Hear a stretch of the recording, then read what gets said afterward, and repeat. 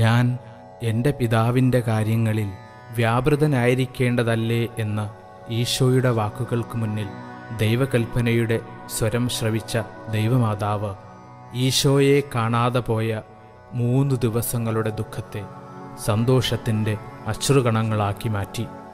പരിശുദ്ധ ദൈവമാതാവേ, സുവിശേഷവൽക്കരണത്തിൽ നിരന്തരം പങ്കുകാരാകുവാൻ ഞങ്ങൾക്കു വേണ്ടി അങ്ങ് പ്രാർത്ഥിക്കണമേ. ആമേൻ.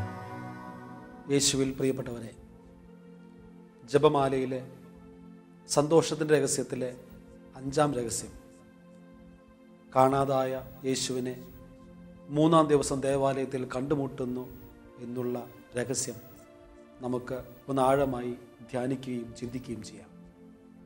ഒരു കുഞ്ഞിനെ നഷ്ടപ്പെടുന്ന ഒരമ്മയുടെ ദുഃഖം, ഒരപ്പൻ്റെ ദുഃഖം പലപ്പോഴും പറഞ്ഞു കേട്ടിട്ടുണ്ടെങ്കിലും അധികം അനുഭവിക്കാൻ സാധിച്ചിട്ടില്ല.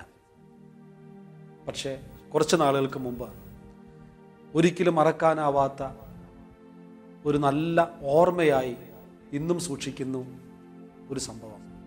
വർഷങ്ങൾക്ക് മുമ്പ് ജെറുസലേം ധ്യാനമന്ദിരത്തിൽ ഒരു പ്രേക്ഷിതനായി ജോലി ചെയ്യുന്ന സമയം,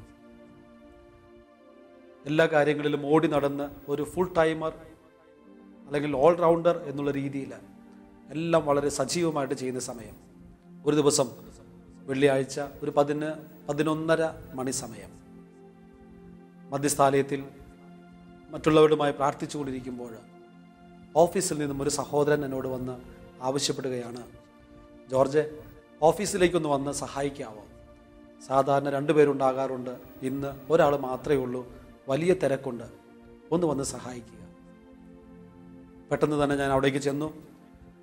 ഒരു വലിയ ക്യൂ നിൽക്കുന്നുണ്ട്, പല കാര്യങ്ങളും ചോദിച്ചറിയാനുള്ള വിശദാംശങ്ങൾക്ക് ആയിട്ട്. ഇങ്ങനെ പലർക്കും ഉത്തരം കൊടുത്തുകൊണ്ടിരിക്കുന്ന സമയം ഒരു മകൾ കരഞ്ഞുകൊണ്ട് ഓഫീസിലേക്ക് കടന്നു വരികയാണ്. തേങ്ങലടക്കി ഇങ്ങനെയാണ് പറഞ്ഞത്, എൻ്റെ മോളെ കാണാനില്ല, എൻ്റെ മോളെ കാണാനില്ല. അത് പറഞ്ഞു തീർത്തത് തന്നെ വിഷമിച്ചിട്ടാണ്. ഞാൻ പെട്ടെന്ന് ചോദിച്ചു, വരുന്ന വഴിക്കാണോ അതോ ഇവിടെ വെച്ചാണോ നഷ്ടപ്പെട്ടത്? ഇങ്ങനെയാണ് പറഞ്ഞത്, വരുമ്പോൾ കൂടെ ഉണ്ടായിരുന്നു. ആ ധ്യാനമന്ദിരത്തിൻ്റെ ഒരു പ്രത്യേകത എന്ന് ചോദിച്ചാൽ, മെയിൻ സ്റ്റേജിൻ്റെ പുറകുവശം കൈക്കുഞ്ഞുങ്ങളുമായി വരുന്ന അമ്മമാർ കുഞ്ഞുങ്ങളുമായി ഇരിക്കാനായിട്ട് സ്ഥലം ഒരുക്കിയിട്ടുണ്ട്. ഒരു TV അവിടെ ഒരുക്കി വെച്ചിട്ടുണ്ട്. അമ്മയും കുഞ്ഞും എന്നാണ് ആ സ്ഥലത്തിലിട്ടിരിക്കുന്ന പേര്. അവിടെ വചനം കേൾക്കാനായി തൻ്റെ 3.5 വയസ്സുള്ള പെൺകുട്ടിയുമായി ആ അമ്മ വന്നിരുന്നു. ക്ലാസ്സുകൾ നടന്നുകൊണ്ടിരിക്കുന്നു. ഈ കുഞ്ഞിൻ്റെ പ്രത്യേകത അടങ്ങി ഒതുങ്ങിയിരിക്കുന്ന ടൈപ്പല്ല. ഈ അമ്മ മനസ്സിൽ ചിന്തിച്ചു, ദൈവമേ, വല്ലപ്പോഴേ വചനം കേൾക്കാൻ വരാൻ പറ്റൂ, ഈ കുഞ്ഞിൻ്റെ പുറകിലൂടെ നടന്ന് എനിക്ക് ക്ലാസ് പോലും കേൾക്കാൻ പറ്റുന്നില്ലല്ലോ എന്ന് വിഷമിക്കുമ്പോഴാണ് ഇവൾ ശ്രദ്ധിച്ചത്, തൊട്ടപ്പുറത്ത് ആ ഗ്രൗണ്ടിൽ ഈ കുഞ്ഞിൻ്റെ പ്രായമുള്ള ഏതാനും കുട്ടികൾ ഓടിക്കളിക്കുന്നു. കൊച്ചിന് കളിക്കുകയാവാം, എനിക്ക് വചനം കേൾക്കുക ചെയ്യാം എന്നുള്ള ചിന്തയോടുകൂടി ഈ കുഞ്ഞിനെ, തൻ്റെ മകളെ അവരുടെ അടുക്കൽ ഏൽപ്പിച്ച് പറഞ്ഞു, ബഹളമൊന്നും ഉണ്ടാക്കരുത്, തല്ലുകൂടരുത്, ശാന്തമായിട്ട് കളിക്കുക എന്ന് പറഞ്ഞ് അവിടെ ഏൽപ്പിച്ചു. തിരിച്ചു വന്നു. ഇടയ്ക്കിടയ്ക്ക് അങ്ങോട്ടേക്ക് നോക്കും, കുഴപ്പമില്ല, കുഞ്ഞവിടെ കളിക്കുന്നു, വചനം കേട്ടുകൊണ്ടിരുന്നു. ഒരു 10 മിനിറ്റ് തുടർച്ചയായി TV-യിലെ ദൃശ്യങ്ങളിൽ മനസ്സ് കേന്ദ്രീകരിച്ച് വീണ്ടും കുഞ്ഞിനെ ഒന്ന് ശ്രദ്ധിക്കാനായി അങ്ങോട്ടേക്ക് നോക്കിയപ്പോൾ തൻ്റെ കുഞ്ഞിനെ മാത്രം കാണാനില്ല, ബാക്കിയുള്ള കുട്ടികളൊക്കെ അവിടെ കളിക്കുന്നു. ഓടി ചെന്ന് ചോദിച്ചു, മക്കളെ, നിങ്ങളോടൊപ്പം കളിച്ചിരുന്ന നീല ഉടുപ്പിട്ട ആ കൊച്ചെന്തേ? അവർ പറഞ്ഞു, അങ്ങോട്ട് പോണ കണ്ടു. പോയ ഭാഗം ചൂണ്ടിക്കാണിച്ച് കുട്ടികൾ കളി തുടർന്നു. ആ പരിസരം മുഴുവൻ അന്വേഷിച്ചിട്ടും കിട്ടാതെ വന്നപ്പോഴാണ് ഓഫീസിൽ വന്ന് പറയുന്നത്, എൻ്റെ അടുത്ത് ഇങ്ങനെ പറഞ്ഞത്, എൻ്റെ മോളെ കാണാനില്ല. ഞാൻ ആശ്വസിപ്പിച്ച് ഒരു കസേരയിൽ പിടിച്ചിരുത്തി. പെട്ടെന്ന് തന്നെ 3-4 പ്രേക്ഷിത സഹോദരിമാരെ വിളിച്ച്, ആ പരിസരത്ത് എവിടെയെങ്കിലും അലഞ്ഞു നടക്കുന്ന ഒരു കുഞ്ഞിനെ കാണുകയാണെങ്കിൽ കൂട്ടിക്കൊണ്ടുവാ എന്നും പറഞ്ഞയച്ചു. പ്രിയപ്പെട്ടവരെ, ഈ മകൾ ശാന്തമായി ഇരിക്കാൻ പോലും കൂട്ടാക്കാതെ പെട്ടെന്ന് എഴുന്നേൽക്കുന്നു, വീണ്ടും പുറത്തു പോകുന്നു, വീണ്ടും തിരിച്ചു വരുന്നു. ഞാൻ വീണ്ടും ആവശ്യപ്പെട്ടു, ഒന്ന് ശാന്തമായിട്ടിരിക്കുക, പോയവർ തിരിച്ചു വരട്ടെ, ഇനി തിരിച്ചു വരുമ്പോൾ കിട്ടിയില്ലെങ്കിൽ മെയിൻ സ്റ്റേജിൽ അനൗൺസ് ചെയ്യാം, ശാന്തമായിരിക്കുക, പ്രാർത്ഥിക്കുക എന്നും പറഞ്ഞ് ഞാൻ ആശ്വസിപ്പിച്ചു കൊണ്ടിരുന്നു. ഇത് നടക്കുമ്പോഴാണ് എനിക്ക് അല്പം മനസ്സിന് വിഷമമുണ്ടായ കൊച്ചു സംഭവം കൂടെ നടക്കുന്നത്. ഏതാനും ചില പ്രേക്ഷിത സഹോദരിമാർ ഓഫീസിന് മുൻപിലുണ്ട് എന്തെങ്കിലും ആവശ്യത്തിന് പറഞ്ഞയക്കാനായിട്ട്. അവരും ഈ സംഭവം അറിഞ്ഞു. അവർ ഇങ്ങനെ പ്രതികരിക്കുകയാണ്, ഇനി ഏതെങ്കിലും കാരണവശാൽ ഈ കുഞ്ഞിനെ തിരിച്ചു കിട്ടിയാലോ ഉറപ്പാ അതിൻ്റെ കയ്യിലും കാലയിലും മാലയും പാദസരവും വളയൊന്നും ഉണ്ടാവത്തില്ല, അതൊക്കെ പോയിട്ടുണ്ടാവും. ഈ പറയുന്നത് അമ്മ കേൾക്കുന്നുണ്ട്. അവസാനം മൂന്നാമത്തെ ഒരു പ്രേക്ഷിതയുടെ കമൻറ്റും കൂടി ഒരു പ്രാർത്ഥനയും, എൻ്റെ ദൈവമേ, മാലയും വളയും പോയാലൊന്നും കുഴപ്പമില്ലായിരുന്നു. പറഞ്ഞു കേട്ടിട്ടുണ്ട്, കുട്ടികൾ പലരും കട്ടുകൊണ്ട് പോകും, മോഷ്ടിക്കും, കൈ വെട്ടിക്കളയും, കാല് വെട്ടിക്കളയും, എന്നിട്ട് അംഗഭംഗം വരുത്തി പിച്ച തെണ്ടാനായിട്ട് കൊണ്ടു നടക്കും. എന്നിട്ട് ഉറക്കൊരൊറ്റ പ്രാർത്ഥനയാണ്, ദൈവമേ ഈ കുഞ്ഞിന് ഇതൊന്നും സംഭവിക്കരുതേ. ഇത് കേട്ടതോടുകൂടി ആ അമ്മയുടെ സമനില തെറ്റുന്ന പോലെയായി. പിച്ച തെണ്ടാനായി തൻ്റെ കുഞ്ഞിനെ വഴിയിലൂടെ കൊണ്ടു നടക്കുന്ന ചിത്രം മനസ്സിലേക്ക് വന്നതുകൊണ്ടാകാം പെട്ടെന്ന് കരഞ്ഞുകൊണ്ട് ഈ സ്ത്രീ പുറത്തേക്ക് ഓടിപ്പോയി. ഞാൻ പ്രേക്ഷിതരെ പെട്ടെന്ന് പോയി ഒന്ന് ശാസിച്ചു, ഒന്ന് മിണ്ടാതിരി, ഒന്ന് ശാന്തമാക്ക്, നിങ്ങളൊന്ന് പ്രാർത്ഥിക്കുക മകൾക്ക് വേണ്ടി, കുഞ്ഞിനെ തിരിച്ചു കിട്ടാൻ വേണ്ടി പ്രാർത്ഥിക്കുമെന്നും പറഞ്ഞ് ശാസിച്ച് ഞാൻ ആ മകളെ വീണ്ടും കൂട്ടിക്കൊണ്ടുവന്ന് അവിടെ ശാന്തമായി പിടിച്ചിരുത്തി. ഞാനും ആത്മാർത്ഥമായിട്ട് പ്രാർത്ഥിക്കാൻ തുടങ്ങി, ദൈവമേ എത്രയും പെട്ടെന്ന് തിരിച്ചു കിട്ടണേ. ഒരു 3-4 മിനിറ്റ് കഴിഞ്ഞപ്പോൾ സ്റ്റേജിലെ പ്രസംഗം ഒന്ന് നിന്നു. ആകെ നിശബ്ദതയായപ്പോൾ പെട്ടെന്ന് ഞാൻ കേൾക്കുകയാണ് ദൂരെ വാവിട്ട് കരയുന്ന ഒരു കുഞ്ഞിൻ്റെ കരച്ചിൽ. ഈ കരച്ചിൽ കേട്ട നിമിഷം തന്നെ ഈ അമ്മയും കുഞ്ഞിൻ്റെ കരച്ചിൽ കാതോർത്തു. ഇരുന്ന സ്ഥലത്തുനിന്ന് എഴുന്നേറ്റ് അവൾ പുറത്തേക്കിറങ്ങി ഓഫീസിൻ്റെ വാതിലിനടുത്ത് നിന്ന് എവിടെ നിന്നാണ് കരച്ചിൽ കേട്ടതെന്നറിയാൻ കാതോർത്ത് നിൽക്കുമ്പോൾ ഞാനും പെട്ടെന്ന് അവിടേക്ക് എത്തി. ഞാൻ കാണുകയാണ് ദൂരെ മെയിൻ സ്റ്റേജിൻ്റെ അങ്ങേ അറ്റത്ത് നിന്ന് 2 പ്രേക്ഷിത സഹോദരിമാർ ഒരു കുഞ്ഞിനെ 2 കൈകളിലും പൊക്കി പിടിച്ചുകൊണ്ട് കൊണ്ടുവരികയാണ്. കാരണം കുഞ്ഞ് നിലം തൊടുന്നില്ല, വാവിട്ട് കരയുക. ഈ കുഞ്ഞിനെ ദൂരെ നിന്ന് കണ്ടപ്പോൾ തന്നെ ഈ അമ്മ 10,000-10,000 പേരുടെ ഇടയിലൂടെ അവരാരെയും ശ്രദ്ധിക്കാതെ, അവരെന്തു ചിന്തിക്കുമെന്ന് പോലും മനസ്സിൽ തോന്നാതെ ഇവൾ ഓടുകയാണ്. ഞാനും ഇവളുടെ പുറകെ പതുക്കെ അങ്ങ് നടന്നു. പ്രിയപ്പെട്ടവരെ, ഈ കുഞ്ഞിനെ അവൾ കയ്യിലേക്ക് അങ്ങ് വാരിയെടുത്ത് കൃത്യം പറയുകയാണെങ്കിൽ 2 പേരും അമ്മയും കുഞ്ഞും മത്സരിച്ച് ഉമ്മ വെക്കുകയാണ്. എൻ്റെ മോളെ, എൻ്റെ മമ്മി എന്ന് വിളിച്ച് അവർ പരസ്പരം നഷ്ടപ്പെട്ടതിൻ്റെ, തിരിച്ചു കിട്ടിയതിൻ്റെ സന്തോഷവും ദുഃഖവും പങ്കുവെക്കുന്ന ആ സമയത്ത് പെട്ടെന്ന് എൻ്റെ മനസ്സിലേക്ക് ഒരു വലിയ ശബ്ദം ഞാൻ കേൾക്കുകയാണ്. യെശയ്യാ 49:14. അതിങ്ങനെയാണ് വായിക്കുക, കർത്താവ് എന്നെ ഉപേക്ഷിച്ച് കളഞ്ഞു, എൻ്റെ കർത്താവ് എന്നെ മറന്നു കളഞ്ഞു എന്ന് സിയോൻ പറയുമ്പോൾ, ഓരോ മകനും മകളും പറയുമ്പോൾ ദൈവത്തിൻ്റെ മറുപടിയാണ്, മുല കുടിക്കുന്ന കുഞ്ഞിനെ അമ്മയ്ക്ക് മറക്കാനാകുമോ? ഒരു 5 മിനിറ്റ് തൻ്റെ കുഞ്ഞിനെ നഷ്ടപ്പെട്ട ഒരമ്മ എന്തുമാത്രം ദുഃഖിക്കുമെന്ന് എൻ്റെ മുൻപിൽ കൊണ്ടുവന്ന് ഇരുത്തി കാണിച്ചു തന്നിട്ടാ ദൈവം വചനം പറയുന്നത്, മുല കുടിക്കുന്ന കുഞ്ഞിനെ അമ്മയ്ക്ക് മറക്കാനാകുമോ? കൂട്ടിച്ചേർക്കുകയാണ്, പുത്രനോട് പെറ്റമ്മ കരുണ കാണിക്കാതിരിക്കുമോ? അവൾ മറന്നാലും ഒരമ്മയും ഒരപ്പനും സ്വന്തം കുഞ്ഞിനെ മറക്കില്ല. പക്ഷേ അവൾ മറന്നാൽ പോലും ദൈവം മറക്കില്ല. കാരണം എഴുതി വച്ചിരിക്കുന്നു, ഇതാ നിന്നെ ഞാൻ എൻ്റെ ഉള്ളം കയ്യിൽ രേഖപ്പെടുത്തിയിരിക്കുന്നു. ഞാൻ അതിന് വളരെ വാച്യാർത്ഥമായ അർത്ഥം നൽകുകയാണ്. ഉള്ളം കയ്യിൽ രേഖപ്പെടുത്തിയിരിക്കുന്ന ദൈവത്തിൻ്റെ മുഖം. നമുക്കറിയാം, നമ്മുടെ ഉള്ളം കൈയാണ് ചങ്കോട് ചേർത്ത് പിടിക്കാൻ പാകത്തിലുള്ള ശരീരത്തിൻ്റെ അവയവം. ശരീരത്തിലെ വേറൊരു അവയവത്തിനും എൻ്റെ ചങ്കോട് ചേർത്ത് പിടിക്കാൻ പറ്റില്ല. തിരിച്ചറിയുക ഈ സന്തോഷത്തിൻ്റെ രഹസ്യം. നഷ്ടപ്പെട്ട ദൈവത്തെ, തൻ്റെ മകനെ തിരിച്ചു കിട്ടുമ്പോഴുള്ള ഒരപ്പൻ്റെയും അമ്മയുടെയും ദുഃഖം ഏറ്റവും ശക്തമായി വരച്ച് കാണിക്കുകയാണ്. ഇനി ഇതിനകത്തുള്ള ഏറ്റവും പ്രധാനപ്പെട്ട വലിയ കാര്യം എന്ന് ചോദിച്ചാൽ, തൻ്റെ മകന് നഷ്ടപ്പെട്ടു എന്നുള്ള ദുഃഖമാണ് ഇവിടെയുള്ളത്. അതിനും അപ്പുറത്തേക്ക് മാതാവിനും യോസേപ്പിതാവിനുമുള്ള ദുഃഖം, ദൈവം നഷ്ടപ്പെട്ടല്ലോ. നാളുകൾക്ക് മുമ്പ് തൻ്റെ കരങ്ങൾ പിടിച്ച് നടന്നിരുന്ന ആ ദൈവത്തിൻ്റെ മകൻ, ദൈവം പോലും തനിക്ക് നഷ്ടപ്പെട്ടതിൻ്റെ ദുഃഖം, അതാണ് ഏറ്റവും വലിയ സങ്കടം. ദൈവം നഷ്ടപ്പെട്ടതിൽ ദുഃഖിക്കുന്ന മനുഷ്യരാ മാതാവും യോസേപ്പിതാവും. അതുതന്നെയാണ് മഗ്ദലന മേരി. യേശുവിൻ്റെ കല്ലറയ്ക്കരികിൽ ഇരുന്ന് അവൾ കരയുകയാണ്.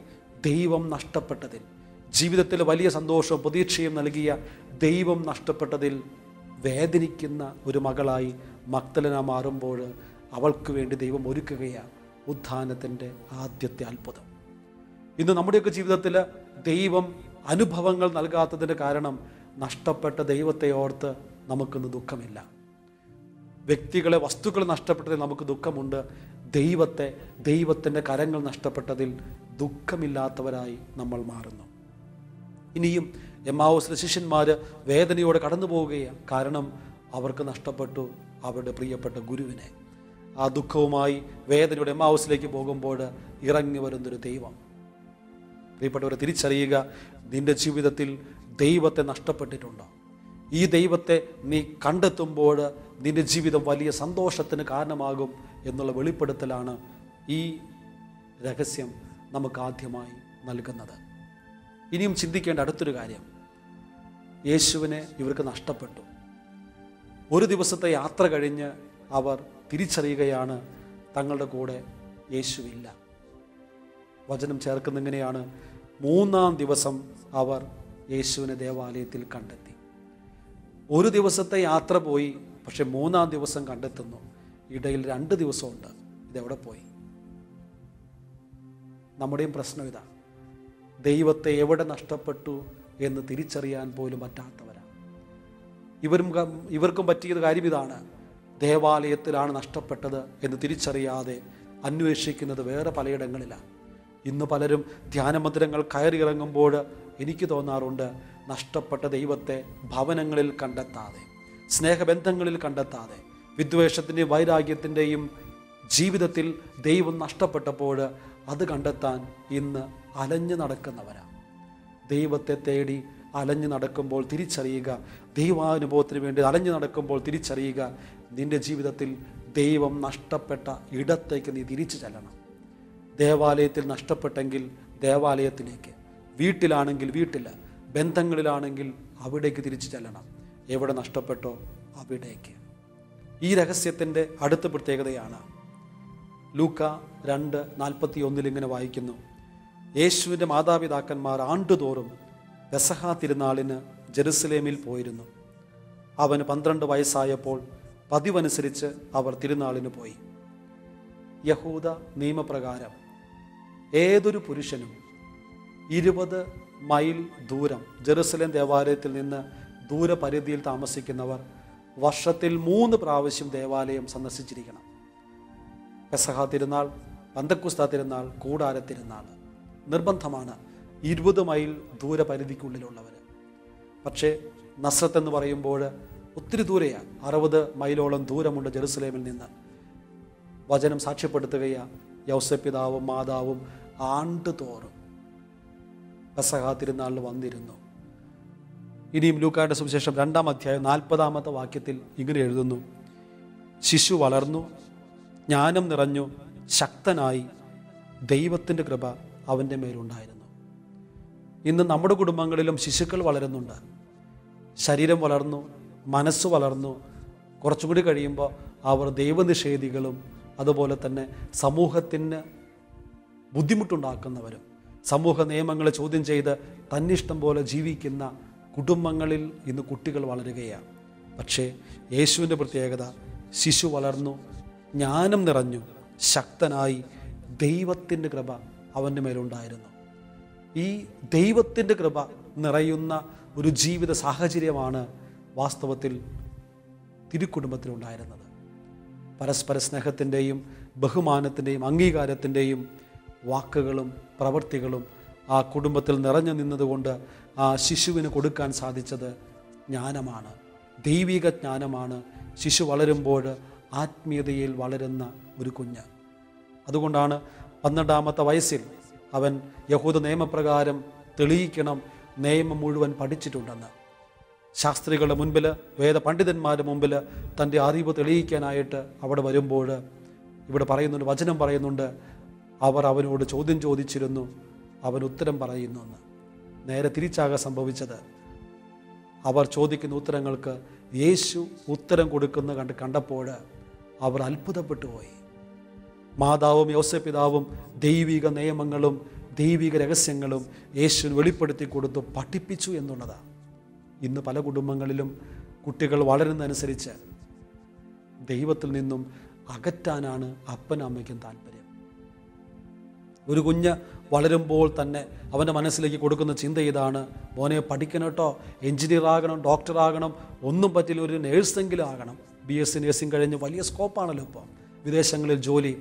കുഞ്ഞു മനസ്സിലെ തന്നെ വലിയവരാകണം, കാശുണ്ടാക്കണമെന്ന് ചിന്ത കൊടുക്കുന്നത് കൊണ്ട് ദൈവിക വേലയ്ക്ക് വേണ്ടി ആരെയും ഒരുക്കാൻ ഇന്ന് ആരും തയ്യാറല്ല. ഒരു കുഞ്ഞായിരിക്കുമ്പോൾ തന്നെ അവൻ്റെ മനസ്സിൽ സ്വപ്നങ്ങൾ നെയ്തെടുക്കുകയാണ്: ആരായിത്തീരണം, എങ്ങനെ കാശുണ്ടാക്കണം.